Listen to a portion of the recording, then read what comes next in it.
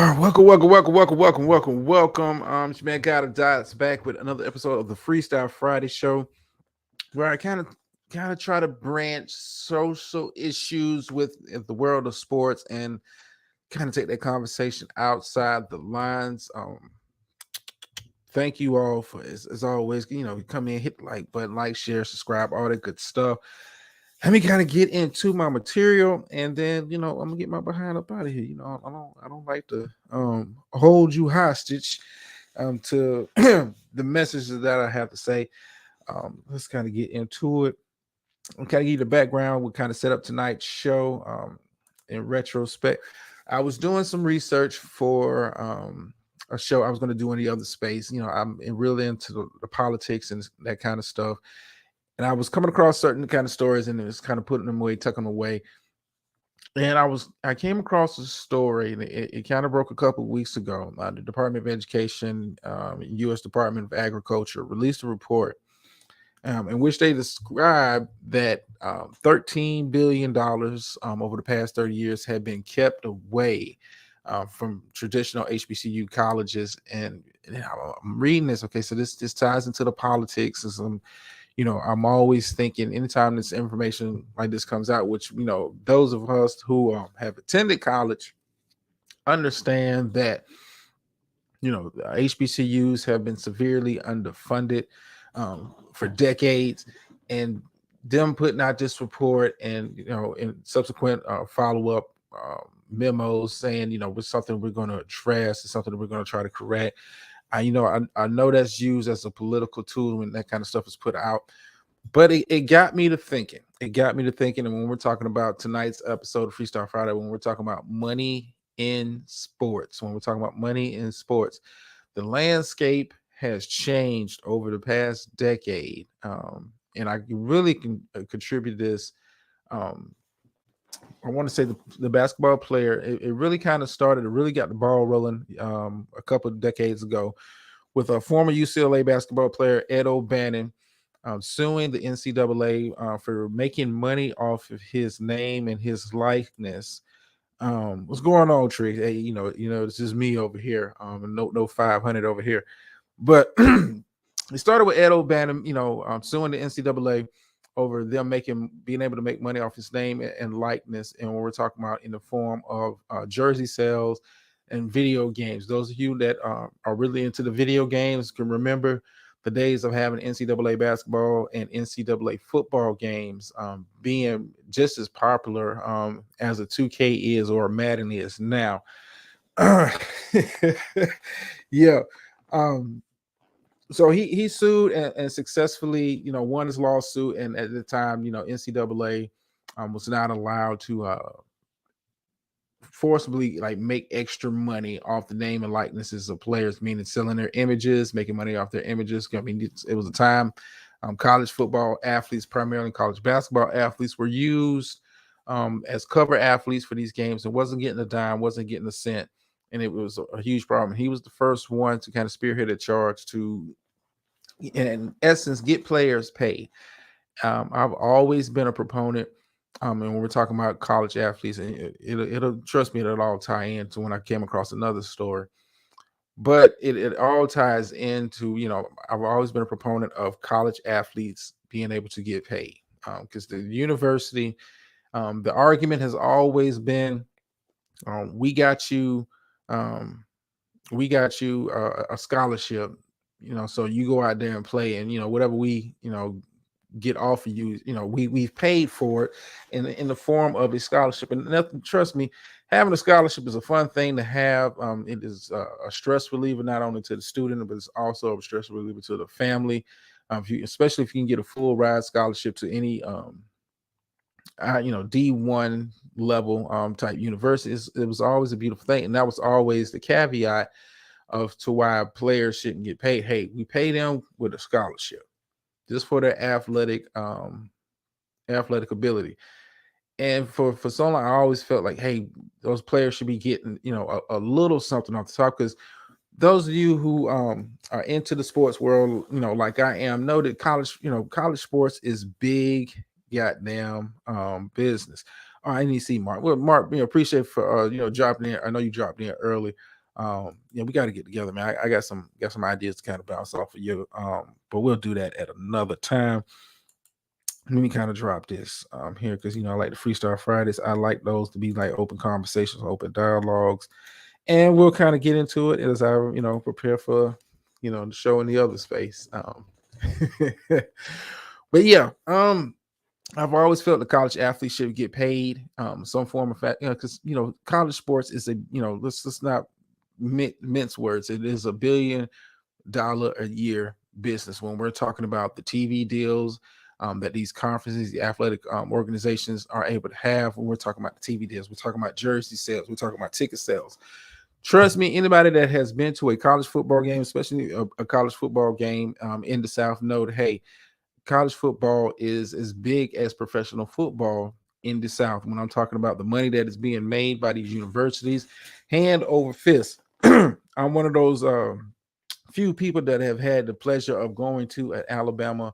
I won't say few, but one of the few people I know that have had the pleasure going to the Iron Bowl. I'm talking about Alabama against Auburn. I've had the pleasure of going to that game and just to see, first of all, how the city is able to make millions of dollars off of the college teams.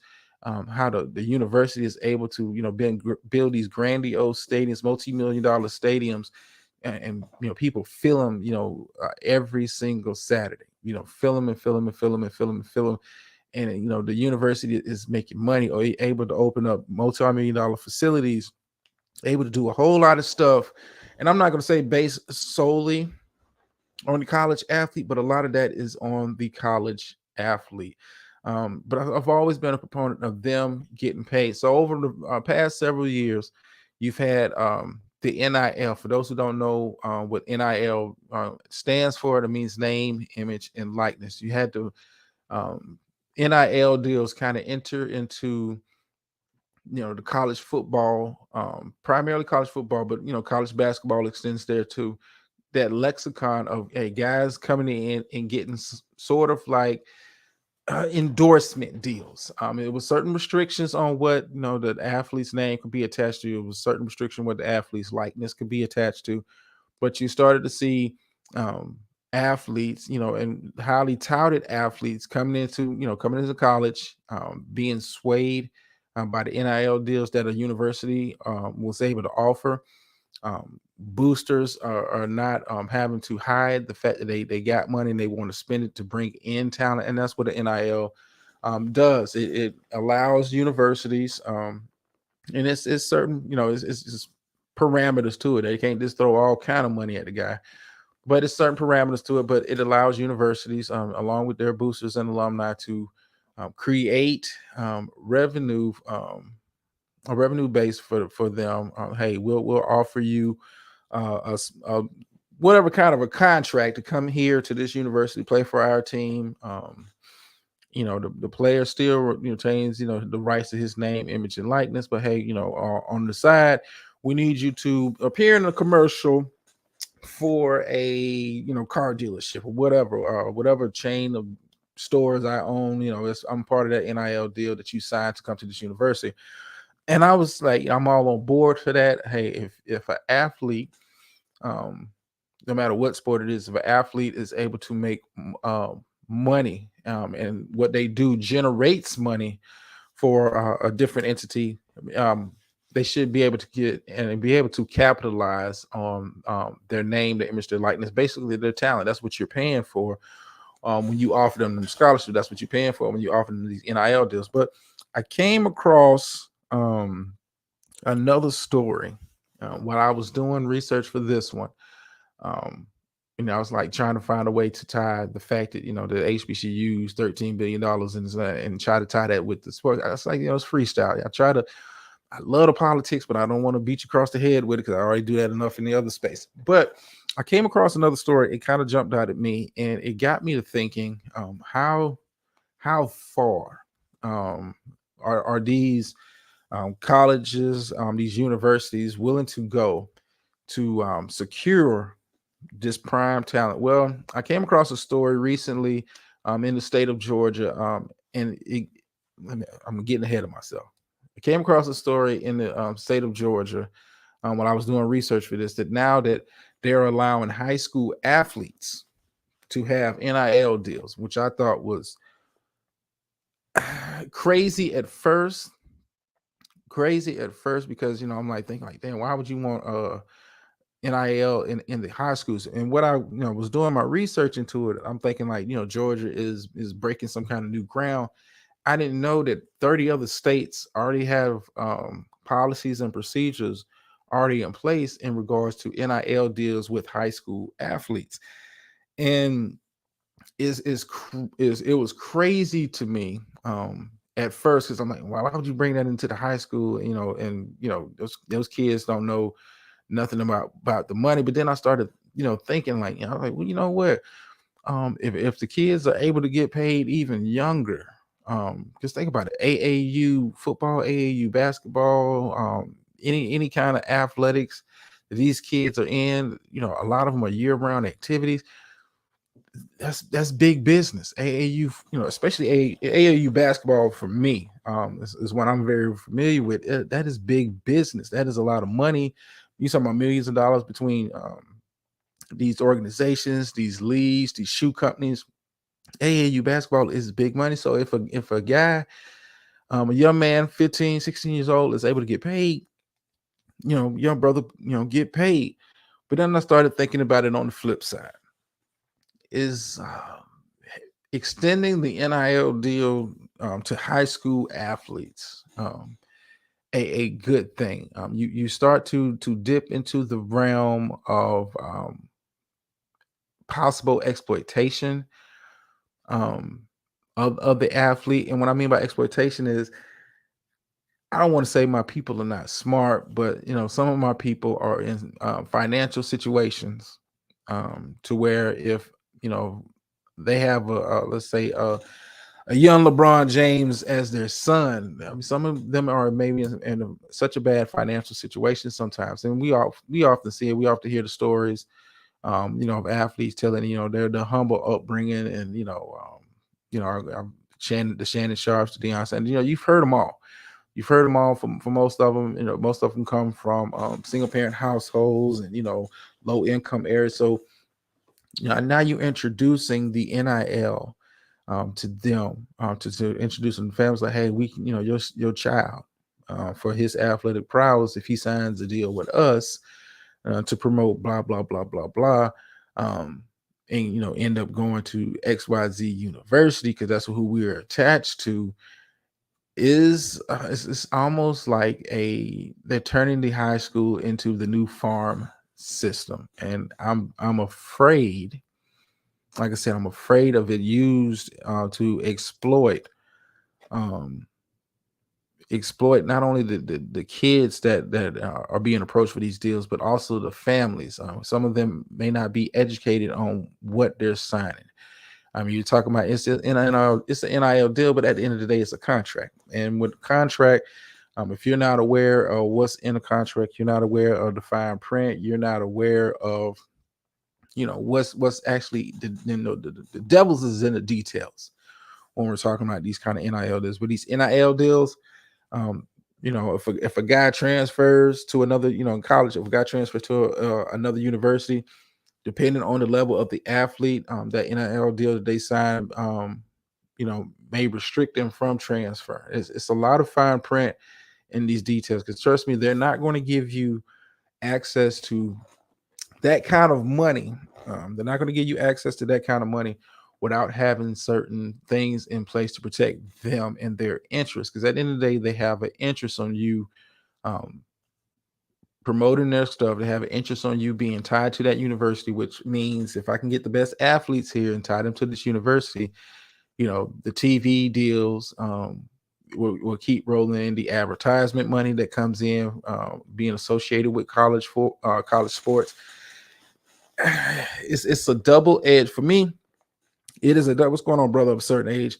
It is a double-edged sword when you really think about it. And I didn't know. Like I said, I was doing research on this topic. I didn't know. I was thinking like, hey, Georgia is, a trendsetter, a trailblazer. See where this goes. But it is 30 other states with similar NIL type language on the books in regards to that. And with money in sports, um, it's always a risk of you being I'm gonna just talk about it in general. It's always a risk of you being exploited, being taken advantage of, being controlled to a degree. To a degree. Excuse me, y'all. Give me a sec.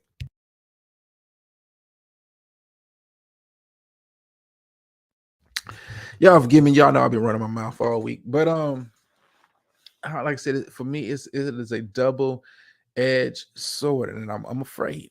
I'm genuinely afraid for my people because I know some of the financial situations that my people find themselves in, and not being educated and not being aware of what's going on when they're approaching you. Here you are, a parent that is living paycheck to paycheck, day to day. You know, may or may not be on government assistance or whatever, but not in the best financial situation. And you have these strangers, and at the end of the day, they are strangers approaching you, and a lot of them approach you to kind of test out where you are, through your coaches and that kind of stuff. Trust me, there's a whole system going on. There's a whole system going on, both to approach you, and flash a number out there to you, and that's for hey, we're willing to offer your child um, $1.5 million to for his name, image, and likeness, because we want to promote this and we want to tie him to this. And um but on the caveat, your child has to end up, when it's time to sign a commitment letter, he's got to go to this particular university. And I mean, you're taking the choice to a degree. If they're not well informed and they're not educated on the process, you're taking away the choice of the kid to follow their dreams. May not want to. They may not want to go to the University of Alabama. They may want to go. May want to go to the University of Auburn, or Auburn, then offer them an NIL deal. So now you're having to make a choice on: do you want to go to the university of your choice, or do you want to, follow the money? It is a dangerous gray area for me when you're talking about high school athletes now being allowed to sign and be pursued for NIL deals. It is a real dangerous thing, because you don't. I think I was looking into. I was looking into Georgia's, like, what can they endorse and what can't endorse, and we were talking about, well, their images can't be used for directly, and that's the word. They're directly used for tobacco or alcohol ads. Well, if I can tie this kid to this university, I may not have to use his name, image, and likeness, but you know, I'm Budweiser. Budweiser is a major contributor to on all level of sports, whether you want to admit it or not. Tobacco companies have their hands in that pocket also. I mean, a lot of these, head honchos at these kind of organizations, the Budweisers, the Coors Lights, oil companies, all of a lot of them are alumni of these, some of these universities. If you're into sports like I am, Texas is legendary for the amount of money that boosters have been illegally paying players for years. I can remember. I'm old enough to remember of. I wasn't old enough to be cognizant of it at the time, but I can remember the stories of SMU, the kind of money that was floating around that university, how they was able to bring in that kind of talent, and it almost killed the program. It almost killed the program. But like I said, the NIL deal, I'm cool with it. Um, I'm cool with it as far as um, the college athlete is concerned. But I'm not understanding to a degree why it's being allowed on the high school level.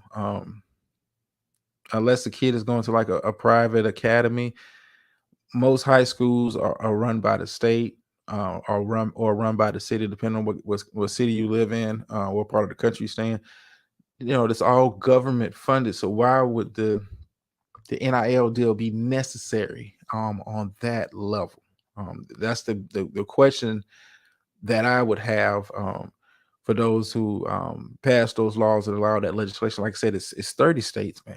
I didn't know it was that widespread. It is growing. It is growing. Um, the first state I thought about after I found a story on Georgia was, what's Alabama got on the books? Alabama doesn't have, the NIL traditional model, but they're, low key, going to be looked at as, getting it in the near future. It is such a slippery slope, and it is. I don't want to, I don't want to get too political with this show. I mean, but for me, it is given all very much farm system, very much plantation-y vibes to me. When I really kind of think about it, when we're talking about on the high school level, when we're college, like I said, I get. I mean, they're offered a scholarship, but the university is making billions off of their athletic prowess and achievements. But when we're talking about high school, it's like it gives off a creepy it gives off a creepy plantation-y type vibe or situation. Give me a second, because I hope you follow me when I'm going with this. Let me kind of Dr. Nikki says I'm here for it as long as it's equitable. Yeah, I get that. I get that, but the high school part is the part that's tricking, that's kind of getting me. And it's almost like, um, oh, hold on. I gotta guess backstage. Hold on. Yeah.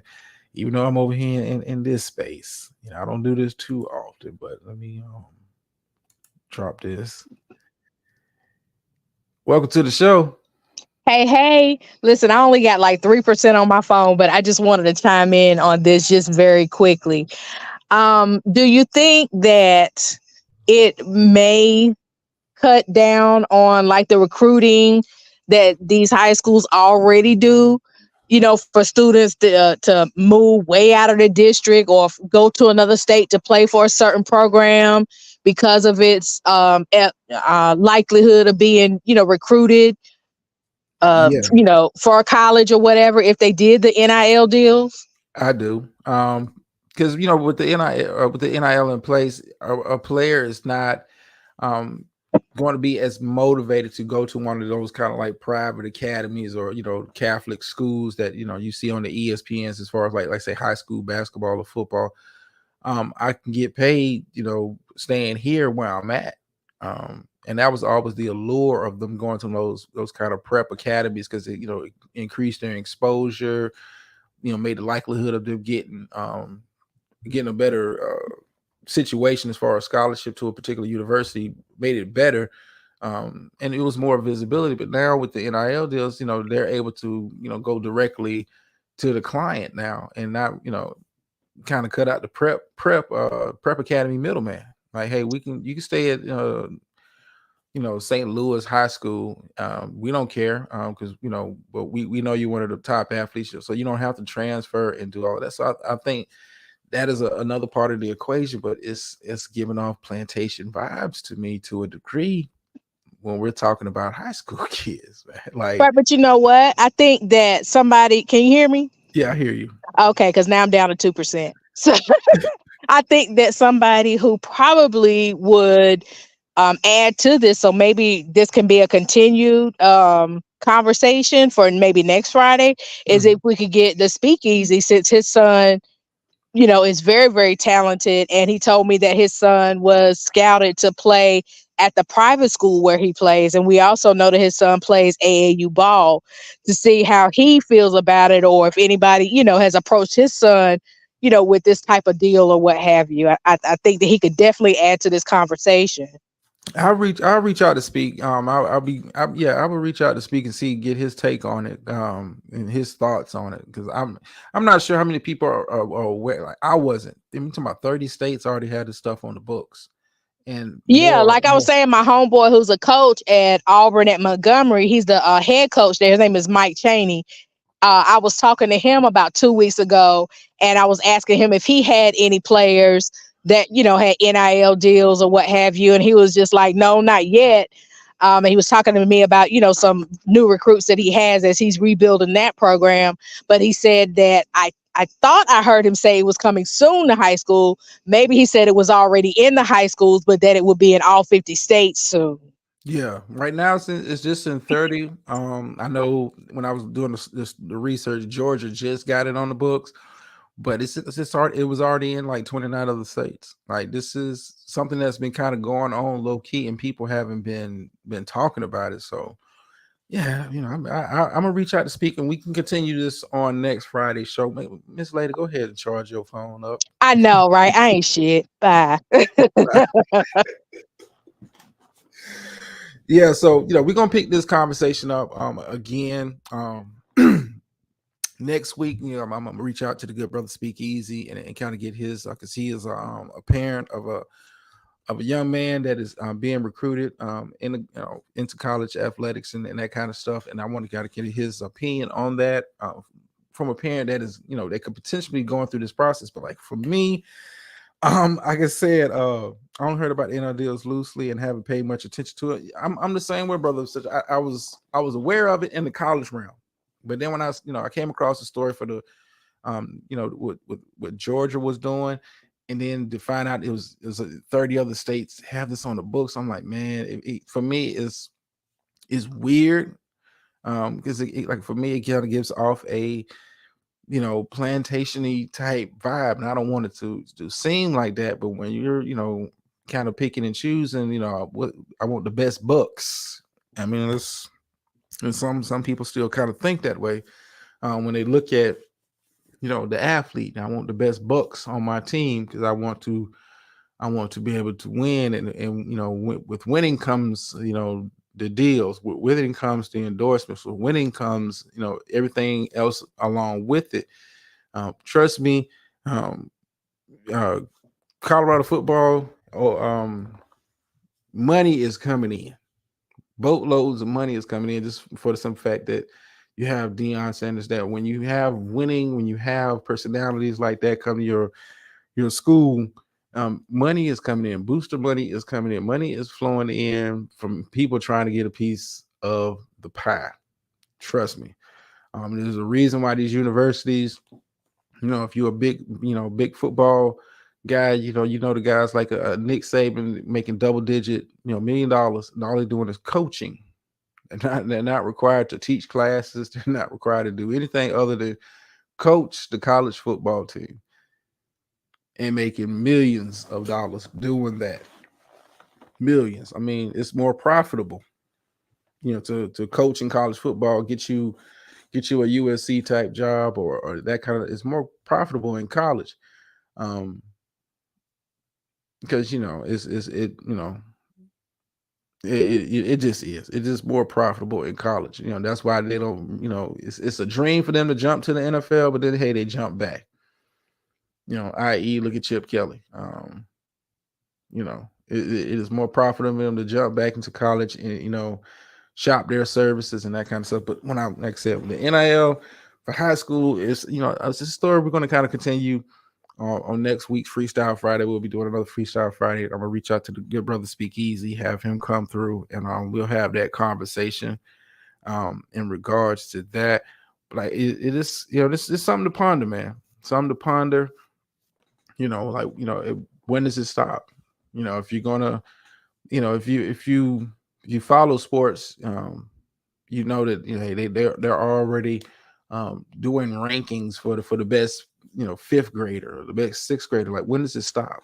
Like when does it what's the stop them from saying let's offer the deal to middle schoolers, seventh and eighth graders. We'll offer them a little bit of money to get them to share their name. I mean, it's crazy when you kind of look at how far this could go, how far this could go. But I'm gonna kind of table that conversation. I'm gonna kind of table that conversation for now. I want to table that conversation now because I want to kind of get his perspective on the situation. For me, is kind of I'm like on the fence with it, but it gives off weird vibes, and that's the part that kind of bothers me about it. Like, hey, I'm all about maximizing your earning potential, but we're talking about high school athletes. What's to stop them from looking at extending this to middle school athletes? I mean, I'm old enough to remember the story of LeBron.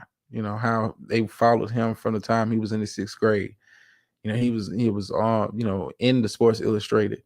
Then was the first high school athlete that I can recall in my time that was on the cover of a Sports Illustrated. Like how far they willing to go to mine for the athletic talent and kind of get them locked up, and you don't know what other stuff is kind of going on, because trust me, the NIL has made the exchange of money legal in college sports. But trust me, it is still boosters out there who are still doing it like they did back in the days.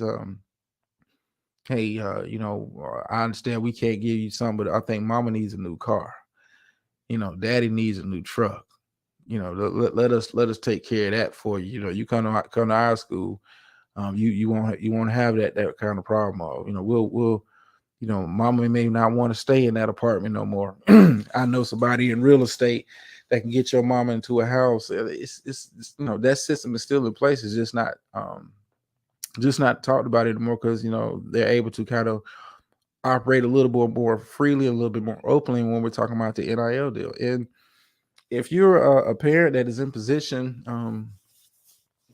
to do that, are you willing to um, sacrifice your child's dream and vision of maybe attending a certain school because the NIL deal is presented to you from another school, and you're in a situation where you understand their dream, but are you willing to say to hell with that, because our family needs money, we're in a bad financial situation. Like, I don't want to say it predatory, man, but I could see it happening, man. I could see it happening. I mean, if you look on the books, a certain wording and legislation put in place as far as like the NIL deal, as far as the high school level in a couple states. I looked at those. And they say it's only tied to the player, but what 16-year-old is able to really decipher what a contract is. I mean, hell, you got adults out here who will sign bad contracts. So, am I going to be dependent on a 16-year-old to kind of get the job done? I'm not sure. But like I said, I'm gonna table this conversation. I'm gonna table this conversation. I'm gonna reach out to the good brother, Speakeasy, and kind of pick his brain about it, because I'm like I said, I'm on the fence with this. I'm on the fence with this. Um, and I think it's a conversation that needs to be had, especially within our community. Because not to say that white athletes are not getting NIL deals, but we know the majority of players that are being offered these NIL deals are like us, look like us, and are us. So I'm gonna table that conversation. Brother of a certain age says parents are going to have to educate themselves, because anything has to do with money can and will get corrupted. Yeah, yeah. You know, I mean, I know with AAU basketball, how much money is poured into that, behind the scenes. Hey, hey kid, and you run with this team. We got an exclusive deal with Nike. We can get you the latest anything because you're associated with this team. Like, it's like I said, when you really not, and I hate that I'm old enough to kind of see it like that, but real predatory plantation type vibes to me, man. Like, I want the best bucks um on my team, and the NIL deal allows them to do it out in the open and not having to do it under cover of night all the time. But I'm smart enough to know it's still happening under cover of night. But not only the kid being taken advantage of, the parent possibly being taken advantage of, signing the deal, um and not understanding, maybe not even understanding the the actual worth of their child. because if a school comes to your child early on in the high school phase, um, let's say I'm gonna pick an athlete like an Anthony Davis, comes to him in his freshman or sophomore year, and offers him an NIL deal, let's say $1 million. All of a sudden, he has a growth spurt. He blossoms. He comes to number one, highest rated player in the country. But now you've limited his earning potential as far as the NIL deal is concerned, because you signed a deal 2 or 3 years early in the high school process. Like, man, it is a slippery slope. Like I said, I'm cool with it as far as the college athlete is concerned, um, because they're becoming part of that business. But now they're extending that business down to the high school level. It is a slippery, very, very, very slippery slope we're talking about here, um, where kids and families are about to be in a position to be taken advantage of. I mean, what would you do if a university? I mean, it's not even taking it in the realm of sports. Let's say somebody offered your kid, um, a NIL deal, who offered them a deal to an Ivy League school. Hey, we want to use your name, image, and likeness to promote, some stuff we got at Harvard. Um, hey, man, and I realized, okay, well, Harvard paid me $1 million. If I'd have waited a couple more years, my kid made National Honor Society or something like that, and all of a sudden, my kid is worth more academically. Princeton would have came to me with a $1.5 million deal if I'd have just waited. It is a slippery slope, man. It is a slippery slope, and sports is just is a tip. It's the tip of the spear with me. It's like, man, it's giving off buck vibes. I don't know how many times I got to say it. It's just giving off real plantation vibes towards. For me, I'm do some more research into it. I'm gonna reach out to the good brother Speak Easy, and we're gonna continue this conversation, man. We're gonna. I appreciate Dr. Nikki coming up, giving me that idea, because I was kind of thrown back by that revelation. Like, damn, high school athletes now, like, I was cool with college, like, but high school, you know. How you doing, Miss Murphy? Late. I'm just messing with you. Miss Murphy, catch the replay. I'm about to end this because I want to table this conversation the next Friday. We'll do a part 2 on this next Friday. Probably same bad time, same bad channel. Like I said, I want to kind of get into this a little bit more in depth and speak with people who are for my child is the HBCU and nothing. And I don't know if you caught the first part of the show, Dr. Nikki, because I was doing research for the other space. The U.S. Department of Agriculture and U.S. Department of Education released a report a couple weeks ago saying that $13 billion over the past 30 years have been diverted or outright withheld from HBCUs. I think it was only like 2 states that were in compliance when we're talking about funding for HBCUs. I want to say Delaware was one of them. I forgot the other state offhand, but yeah, it was a story. It was a story that came out about that they released, saying, according to their research. And I didn't need research to know that HBCUs were being underfunded. I mean, I've been on enough campuses, enough homecomings, enough classics to know that, the HBCU is not funded the same way as the University of Florida, University of South Carolina. I didn't need them to release that report. But then it's a double entendre when they release stuff like that. It's kind of gin up support, because then the following memos is like, we're gonna look into this, we're gonna address it, we're gonna get kind of like telling Black people, hey, remember the Democrats are looking into HBCU funding, so don't forget us at the voters box. But hey, that's a story. That is a story for another day. But I want to kind of keep it, with the sports thing, because that kind of plays into it also.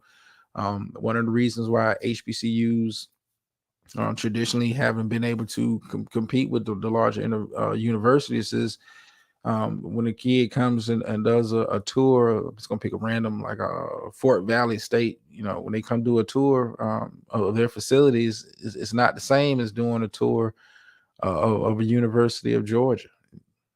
And that comes down to funding. That comes down to money. Um, I mean, think about it. If they were able to compete financially with HBCUs were able to compete financially with a larger university, a D1 type school, how much more different would the landscape be? I've heard the stories, and I'm a football fan. At one point in time, some of the best players in NFL came from HBCUs. HBCUs used to be, um, where you got your best talent coming into the NFL. But that changed over the decades, as integration and all that kind of stuff. And pretty much, we're going to go down here and farm these books. Like we can, we can come in here and wow with the big stadium. We can wow with the athletic facilities that we have here. And as a kid, kids, they see something new. This is, hey man, this is way better than what I saw at Alcorn State. Alcorn State don't have nothing like this. You guys, the locker room, is is money.